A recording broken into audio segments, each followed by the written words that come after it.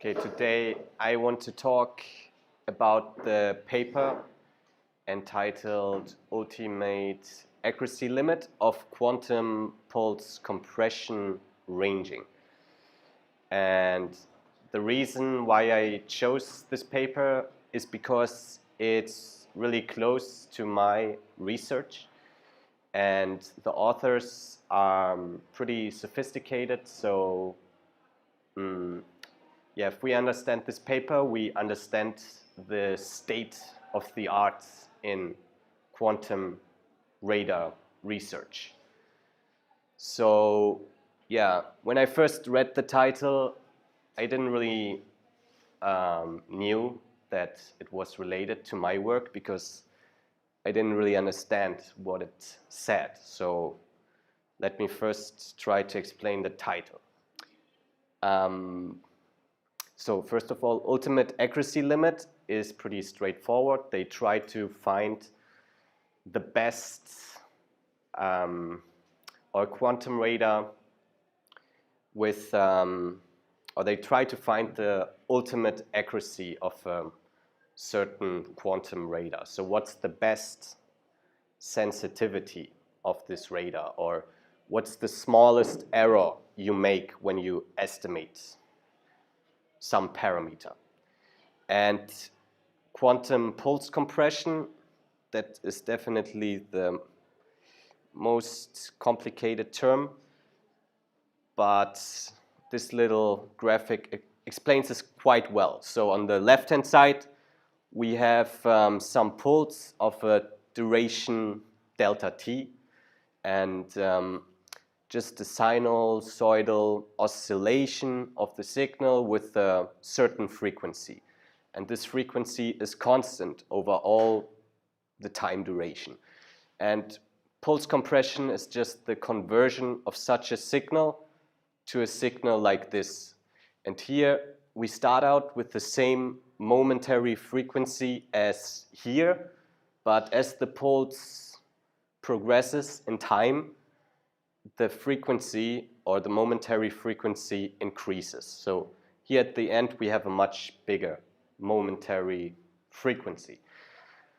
And this is a technique that is used a lot in classical radars, but for quantum radars, or especially in this paper, it's not so important. So you can use a technique like this, but it's not necessary. And well, so I will not talk about this anymore, but just to explain this one. And ranging is the task of finding the position of a target. So, oh, there's something missing here. So here is supposed to be a target, and yeah, so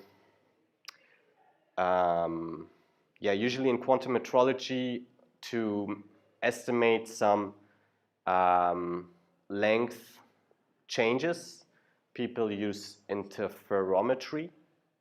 For example, in LIGO, they have this interferometer, and they are able to measure really small changes in length. But for radar applications, this doesn't work so well, so they use something different, which is called time of flight estimation. So you just send a signal pulse, and then you wait until you receive it again. And then you measure the time of this whole trip, and the time then tells you the range. So the range or the position is just time divided by speed of light divided by 2, because we have to make the distance twice. Let's hope. Okay, now the target is there. So yeah, now I want to go a little bit more into detail into the whole protocol. And usually those quantum metrology protocols are divided into 4 steps. So the first step is the state preparation. And what the authors do, they have one quantum protocol, one quantum radar, and a classical radar. And in the end, they want to compare the performances of both these radars.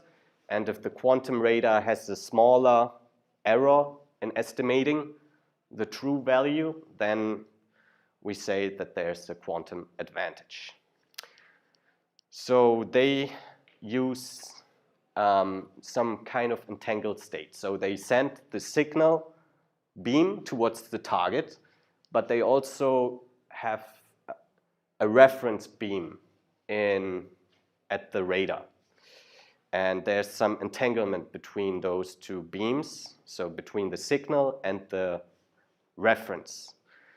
And yeah, they basically use some kind of two-mode squeezed states, but they don't have like only one, but they have a lot of different frequencies, and for each frequency pair, they have a two-mode squeeze state.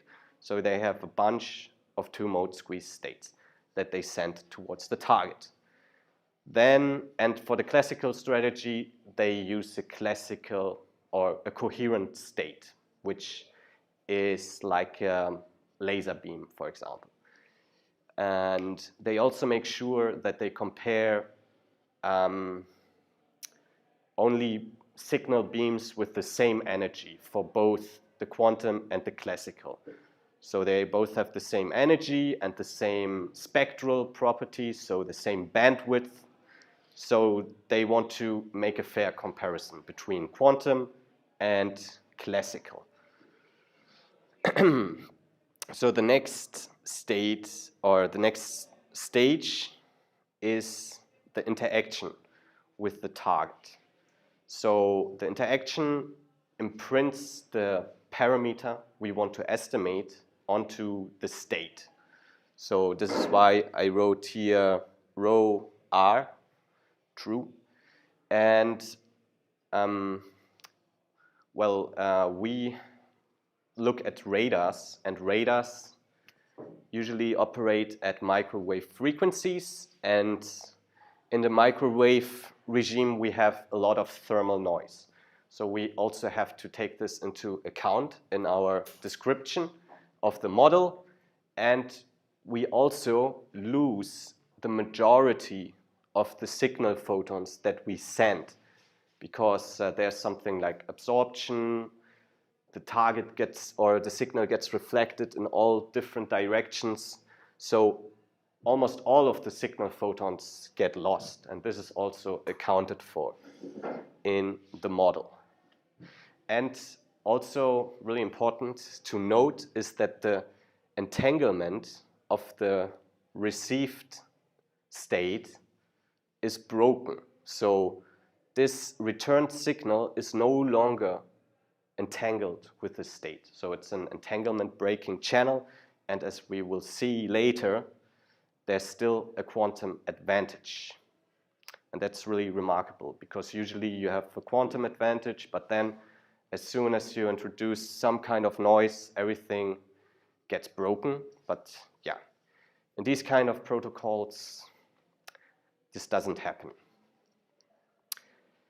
And yeah, so the next stage is the measurement. So we have a huge freedom of choice when it comes to measurement, but we want to choose a measurement that can extract the most amount of information about the parameter we want to estimate.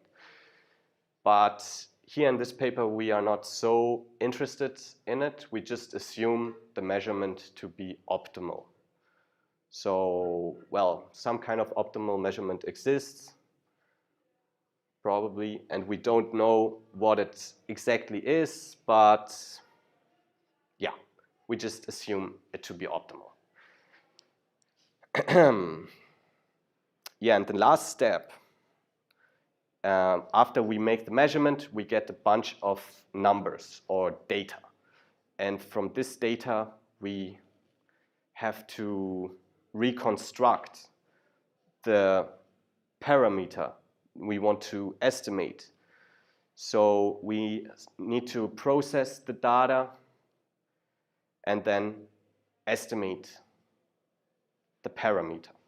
So in this case, we want to estimate the distance. And we also assume that the target is not moving. Yes, okay. So let me go more into detail for the last step of the protocol, for this classical estimation of the parameter. So the true parameter or the true value of the parameter is R true. And now we do this experiment where we send the signal and make our measurement on the returned signal. And now we get some data or data. And then, so let's call it data 1 because it's the first run of the experiment. And we have some estimator, which is just a function that maps the data to an estimate. And we see, okay, this is our estimate, but, well, it's not equal to the true value. And there's some kind of error, which is to be expected because, well, the noise kind of, inhibits our ability to make a perfect estimation, and also the quantum properties of physical systems. And yeah, let's imagine we do the same thing again. So the conditions are the same again. Everything is exactly the same as in the first scenario. And we do our measurement again, the same measurement. But now we get different data because, well, the noise and so on, quantum properties, usually we get different measurement outcomes. So now we take the same estimator as before. We estimate a value for the parameter, and we see now we get a different estimate, and, well, we still have some kind of error. And if we do this a lot of times, then we see, okay, sometimes we make a small error, sometimes we make a really big error, but what's the error on average? So this is what we are interested in. Usually this is called the variance or the square root of the variance, but I will just call it error here. So what's the average error? And this is like for a given strategy. So for a given state, for measurement, for an estimator. So there are a lot of things we could optimize here, but we just assume that our state is fixed, measurement is fixed. Well, and the estimator may be not fixed. And, well, now as quantum scientists, we are interested about the smallest possible error. So, yeah, what's the ultimate accuracy limit? So what's the smallest possible error we could make? And this is what we want to calculate for the quantum and the classical. And if the error is smaller for the quantum than for the classical, we have a quantum advantage. So how could we calculate the error of our quantum radars and classical radars? So there's something called the Cramer-Rao bound. And this is just a lower bound for the error.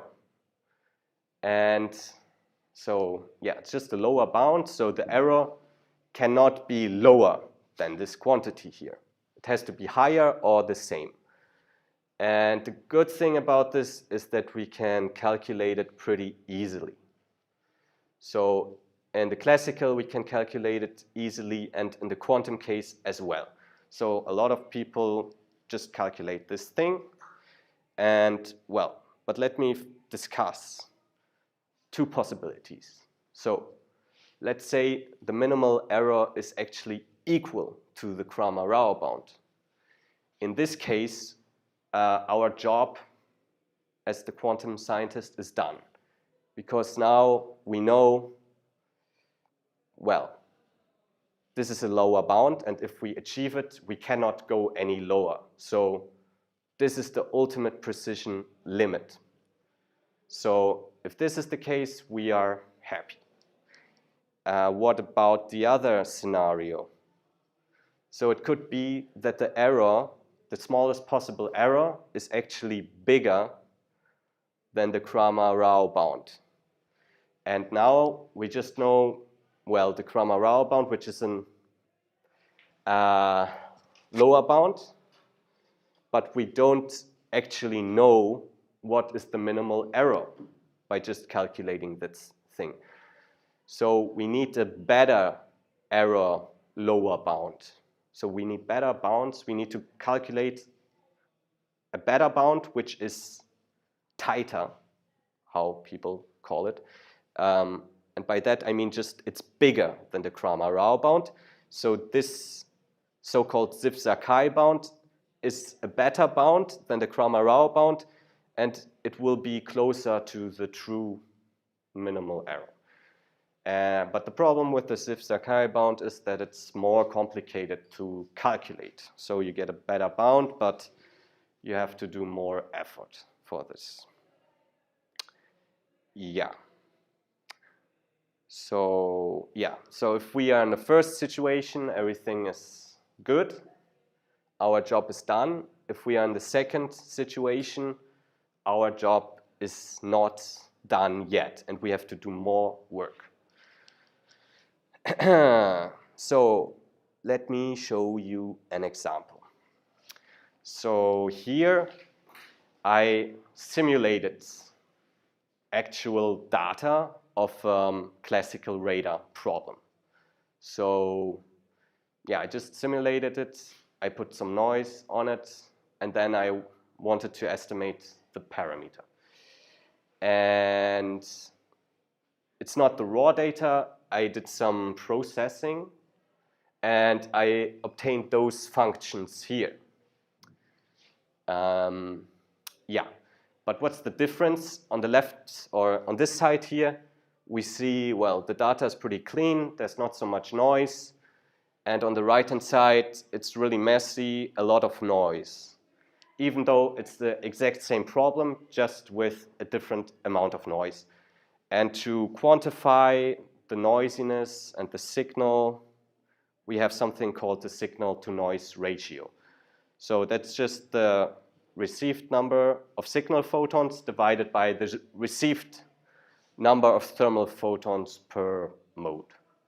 So with a high SNR, we have really clean data. Low SNR, we have a lot of noise. So now we want to estimate the parameter, the range. And with this data processing, the estimation problem comes down to finding the maximum of those functions. So here, the maximum of the function is clearly here. It's really easy to spot. There's a little bit of noise on top of it, which will bring us some small error. But if we do the math, we find, okay, the estimate is pretty close to the true value. And we can calculate the Cramer-Rao bound. And the minimal error is actually equal to the Cramer-Rao bound. So here our job is done. We just have to calculate this thing, and we know that this quantity here is equivalent to the ultimate accuracy limit. So on the right-hand side, now we do the same, and well, we have to find the maximum of this function, which is here, but the true value is here, the same as before. So here on the right-hand side, due to the noise, there's a lot of random noise, we get maxima that don't have anything to do with the true value of the parameter. And if we do the math now, we see, okay, so the Cramer-Rao bound is again the same quantity, just for a different SNR, but the minimal error that we can make here is bigger than the Cramer-Rao bound. So here we don't know the ultimate accuracy limit in this case. So we have to do more work. We have to calculate a better bound. which is the Ziv-Sakai bound, which is tighter. So now, in the next slide, I show you how this error depends on the SNR, or how the bounds depend on the SNR. So, yeah, on the right-hand side, so yeah, I plot the error, or actually I plot the different bounds against the SNR. And here on the right-hand side, we have this high SNR regime again, where the data is really clean and the Cramer-Rao bound is equal to the minimal possible error. So here, everything is fine. But then at this threshold, this is the transition from the high SNR regime to the low SNR regime. At this threshold, the Cramer-Rao bound diverges from the Ziv-Sakai bound. And the true minimal error of our strategy doesn't follow the Cramer-Rao bound anymore. I mean, this is the same as we have observed here for this particular example. Here, we don't achieve it anymore, and this can be seen as this bump here in this graphic. And it's a pretty sharp transition, actually. Looks like a phase transition. And yeah, the really important point is this point here, the threshold, and the threshold is the point where those bounds diverge and where the minimal error doesn't follow the Cramer-Rao bound anymore. What's the red line close to the Cramer-Rao bound? This is so the blue line is the Cramer-Rao bound for a classical coherent signal, and the red dots is the Cramer-Rao bound for a classical incoherent signal where the phase is randomized. But this is not so important. We can just think it's coherent for the sake of simplicity. And actually here we have two Ziv-Sakai bounds, but we only have two because they have two different ways of calculating those bounds. But we can just imagine it to be one thing. So yeah, this is what happens for the classical radar. And this has been known for a long time. But what happens if we do the same thing for the quantum radar? And this is what they did in this paper. So they also calculated the Cramer-Rao bound and the Ziv-Sakai bound, and then they found this. So the red is the quantum strategy, and the blue is the classical again. And we see that the quantum strategy has a really similar shape. So it looks really similar. The only difference is that the threshold is for much lower SNRs. So the threshold for the classical and the threshold for the quantum are at different points. And this is what gives us a pretty big advantage here for the quantum scenario. So if we operate the quantum radar at this threshold, then we see this difference here corresponds to our possible quantum advantage. And this is a 28 decibel advantage, and those units are a little bit confusing, but I will show you what this means later. And we also note here at the high SNR regime where the Cramer-Rao bound can be achieved, that there's, even in this high SNR regime, advantage. So the quantum and the classical graphs are separated by this 3 dB or 3 decibels. Yeah, and also we could ask ourselves, how does this advantage behave depending on our parameters of the radar, and it depends on the bandwidth of the signal and the range uncertainty, but okay, it's not so important, just for completeness. So now let us visualize this thing. So at the high SNR, our advantage was those 3 decibels. And if we convert this to just normal numbers, then, or if we take the ratio of the error of the classical strategy and the error of the quantum strategy, then we get an advantage of square root 2. And those are the error bars we would have. So here, this is the quantum error bar, this is the classical one. And it's not so huge, but it's something. And at threshold, we have a much, much bigger advantage. So those 28 decibels correspond to a constant factor advantage of 25. And here we have the quantum error bar versus the really big classical error bar. So yeah, visually speaking, there's an advantage here. Yeah. So limitations. Well, I mean, they haven't really proven a quantum advantage. They just have showed some evidence, and let me explain why. So they wanted to calculate the Zipf-Sakai bound, but they were not able to calculate this quantity, which is the minimal error probability of some hypothesis test. But instead they calculated this Chernoff bound, which is an upper bound of this, and then, well, the end quantity they derived, which I call Q.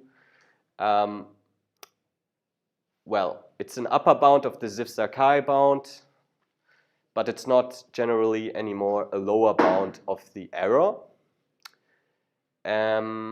But the main problem here is that in order to prove that there is a quantum advantage, you have to somehow show that Q is somehow approximately the true minimum error.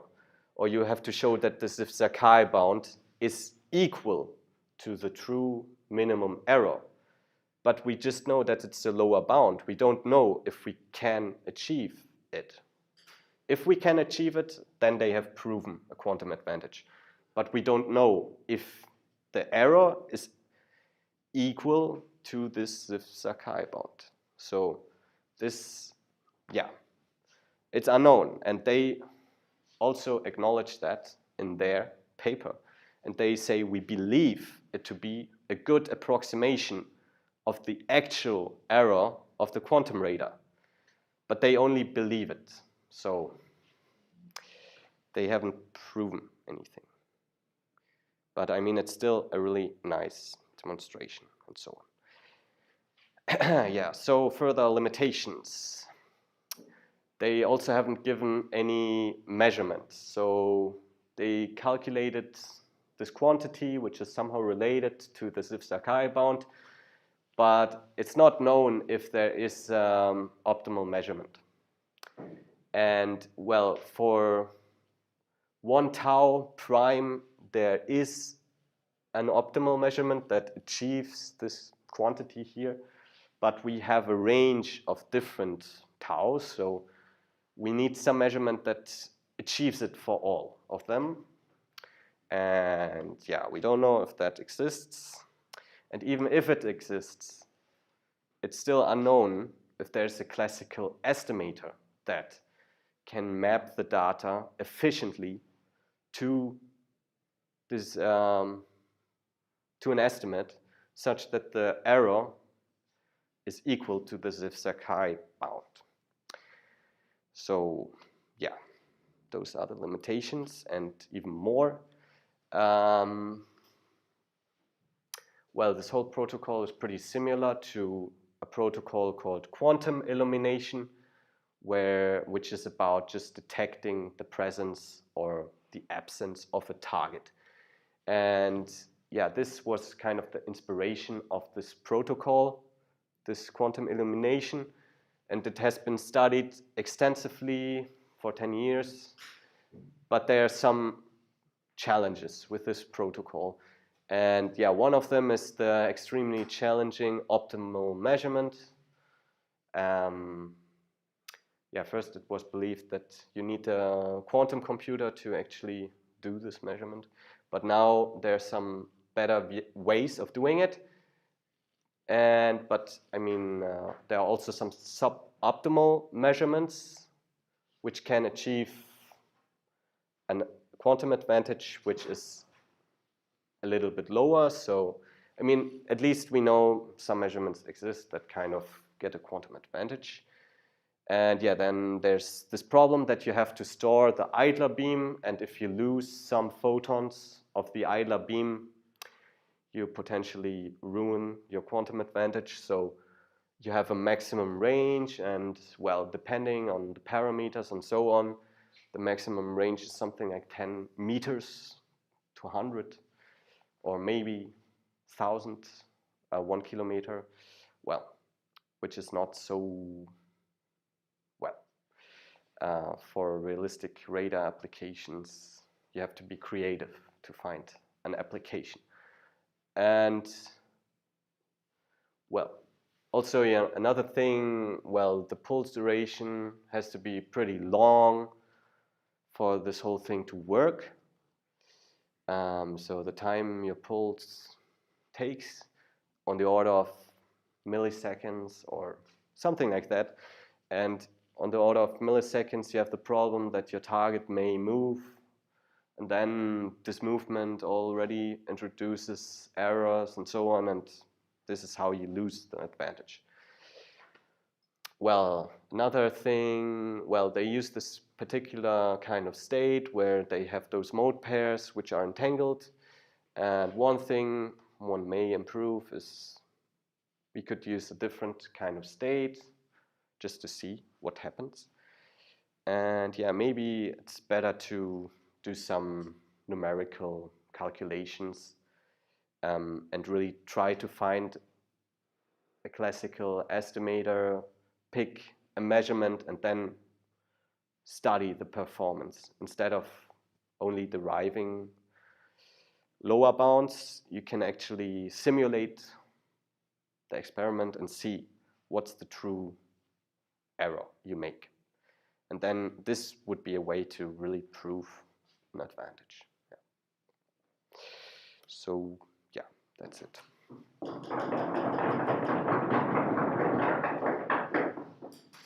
Oh. Anyone? Yeah, I wanted to ask about the beginning. You said something about using the same amount of resources when you're comparing the quantum and the classical.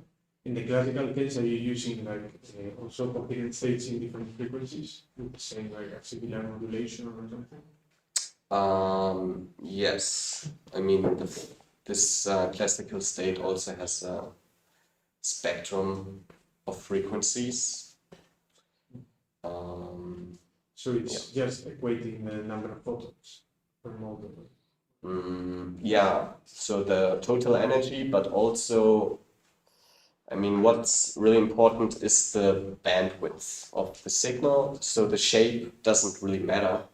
As long as you have the same bandwidth, that's the important thing to fix in the comparison, which, I mean, the reasons for that are, well, yeah, what you find is that this Cramer-Rao bound only depends on the spectrum, or on the, let me see. The reason why, okay. So yeah, here, the Cramer-Rao bound only depends on the bandwidth and on the SNR, and the SNR is proportional to the energy, so you fix energy and the bandwidth, and then you say that it's fair. Because yeah, those are the parameters that matter. And when you're comparing the graphic that you give later, you're claiming this huge huge, big quantum advantage now, the one of them. Is this general or is this for a specific kind of state?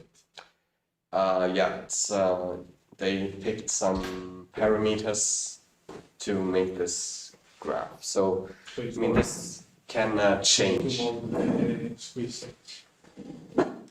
Yeah, and they also picked a certain bandwidth. And yeah, but if you do it for a different kind of bandwidth, this thing changes that bandage. So But the this bandwidth is still the same in classical and quantum, no? I mean, you're comparing classical and quantum with the same. yeah. So what is so the quantum is better because of entanglement or because is it a sweet spot for the bandwidth or? Yeah, I mean, the quantum advantage comes from the entanglement. Or, well, after you receive the signal, there's no entanglement anymore, but there's still classical correlations that are bigger than what you get with a classical initial state. So it's those correlations that give us the quantum advantage. And yeah, the reason, I mean, we have this threshold at the lower SNR, so the quantum radar works for longer or for lower SNRs better than the classical. And then, yeah, we have this.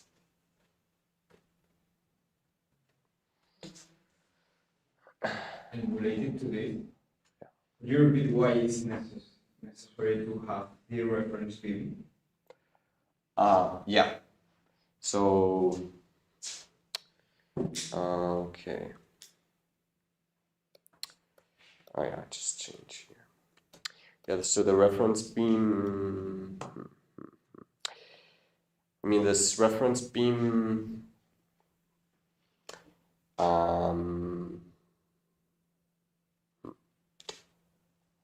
mean, there's some correlations due to the reference beam, and when you use an entangled state, those correlations are bigger than what you can get with the classical one. So these classical, or yeah, it's just those correlations, they lead to this advantage in the end. And yeah.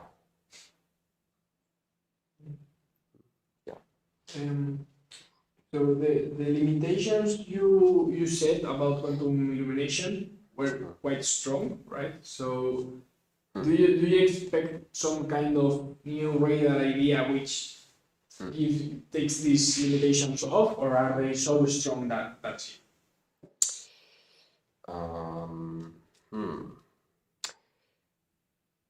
Let's see. Yeah, I mean, there are different. This is just one type of radar where you have a lot of noise. But for example, in the optical frequencies, there you almost have no noise, so there those limitations don't apply. And you can also think about other kind of protocols where you may find some advantage. And well, also the suboptimal measure, I mean, the optimal measurement is really challenging, but the suboptimal measurement is doable, at least in the laboratory. And now there may be even more ways to make it even more doable. So yeah, but what's really, yeah, but it's still pretty difficult.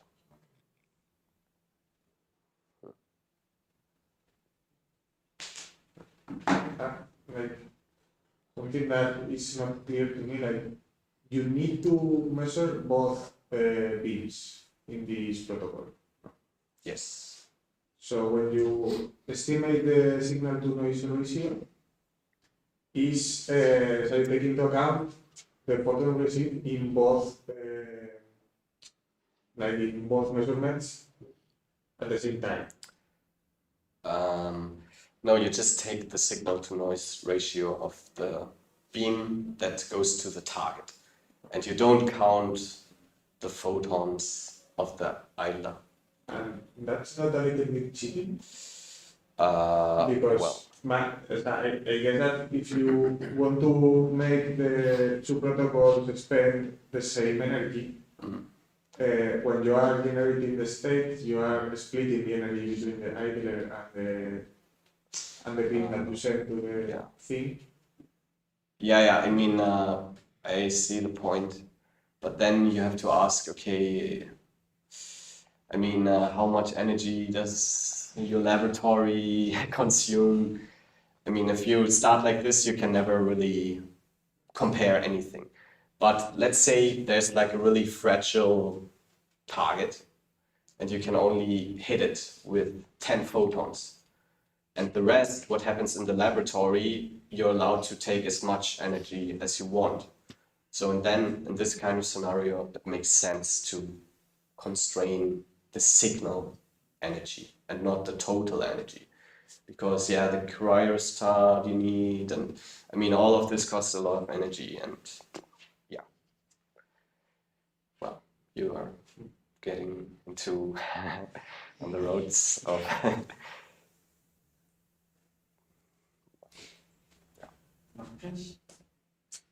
About the expected probability of error, this thing that you gave in one of the last slides, can you hint at what shape does it have? How does it look in for maybe a typical case? What do you mean last slide? The P sub E of this. P of t. Yeah, so this is the minimal error of a hypothesis test. So you have like two hypotheses, which was like, yeah, I mean, now it's not so, because they reparameterized this whole thing, it's not so clear what the physical interpretation is, but they have like two hypotheses, like T tau min and tau min plus, well, let's see, maybe I can write it here. So tau min and tau min plus tau prime. So this is H0 and this is H1. So two hypotheses. Is it this or is it this? And then you can do something called like maximum likelihood test or something like this. And this gives you the minimal error probability. And you can calculate it. Just calculating the probability of making a mistake given this hypothesis, and then you know, okay, you have the probability distributions of both, yeah, seeing tau given H0 and tau given H1 and so on. Yeah, but well, I mean, it's a little, always depends on the problem, but in principle, you could calculate it. But it's difficult to calculate. This is why they calculate this Chernoff bound. Yeah. I have like a more question. Now that everybody has already asked. So in the first case, the first point is that when you are saying that the reason of advantage is well, maybe I change the order because I also had about that. And that the reason of the advantage of the quantum protocol is essentially entanglement. But actually, in a very noisy scenario, as you are analyzing, the signal that arrives at the object, interacting with the object, is already completely coherent. So has actually has no entanglement at all. And there are several works that I don't know if you have checked about that the reason behind this is not entanglement, but score. Quantum score. Yeah, I mean, this is what I wanted to say. So, I mean, the end state is not entangled, but you still have correlations that are bigger than any correlations you can get with a classical strategy. So the correlations in the end are classical, but you can only get those classical correlations if you start with an entangled state. So, I mean, in the end, the entanglement is the reason why you get the advantage, but it gets broken. But you still have correlations, classical correlations, that are pretty strong. But what I mean is that actually, even when the signal interacts with the object, because it's already doing half of the task depending on this environment, even this signal is already, there is no entanglement when the signal interacts with the object and then takes information about the parameter. So I don't know if actually the entanglement is a requirement or if you can construct a classical state with its code, could be sufficient. Or it could be another way. If this is the case, then it could be also a way to choose which is the optimal state to take. No? So you can optimize, instead of entanglement, you can optimize the parameter that really plays a role there. Could be a way to choose optimal probe states. Yeah, I think for quantum elimination, it's not known what the optimal state is, but people believe it to be the two-mode squeezed state, as far as I know. But yeah. And I study a bit the continuation of the question by Basil. For instance, in a very simple case, let's say just a binary probability distribution for the error, let's say by Bernoulli distribution, that is easy to compute everything, would be possible to compute this Zip-Sakai inequality. I mean, I think it should be possible, but But it's just a little difficult, or numerically, I assume that should be possible.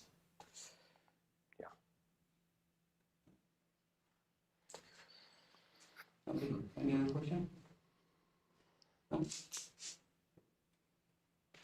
Thank you very much, Max.